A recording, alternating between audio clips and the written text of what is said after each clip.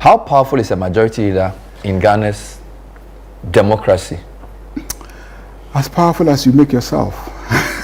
That's what I say. As powerful as you make yourself.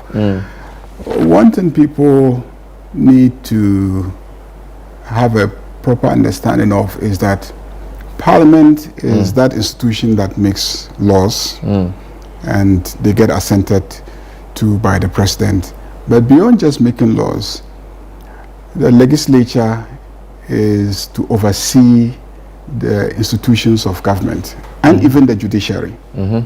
So you have a committee responsible for oversighting almost every institution in this country. So you have a committee that is supposed to be watching the military and making sure that the entire defense architecture is functioning well. So you can summon, that committee can summon the Chief of Defense Staff?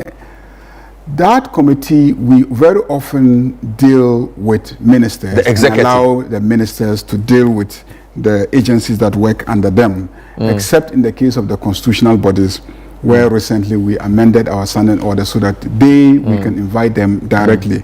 Otherwise, we prefer that we deal with the ministers and then they deal with their agencies. But the point is that we are to ensure that all institutions of governance function satisfactorily. According to law, work within their budgets, are efficient and satisfy Ghanaians. So for instance, when the Afrobarometer report says that Ghanaians don't have confidence in their institutions of governance, okay? That is an indictment of Parliament, of the legislature, because it means that the body responsible for oversight of these institutions to ensure that they function properly and satisfactorily is not doing its job well. So when I say as powerful as you make yourself, what I mean is if you really carry through your responsibilities, you could actually be very, very powerful, because your task, your job as a parliament, as a legislature, is to oversee the executive and make sure that even though they do well. Under the NDC arrangement, the majority leader is not a minister, he will possibly have a role in cabinet, even informally, because in the MPP arrangement, there's a Ministry for Parliamentary Affairs, but we don't usually have that under NDC. Yes, first and foremost, because we want to reduce the number of ministries. Officers that can function effectively and satisfactorily without being called ministries should do so. There's no need. There's no need. And I have never been a believer in a majority leader wanting to be called a minister as well, because you think it's a demotion? Not that it is a demotion, but I think that as the leader of Parliament, you should carry yourself in a way that gives you a certain level of independence, autonomy, and that doesn't embed you too much in the executive.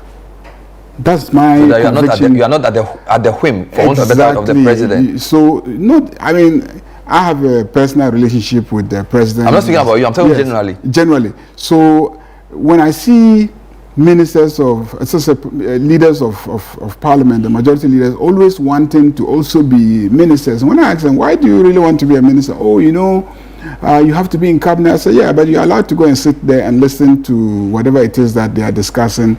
You share cabinet documents and then you can read all the proposals that they bring.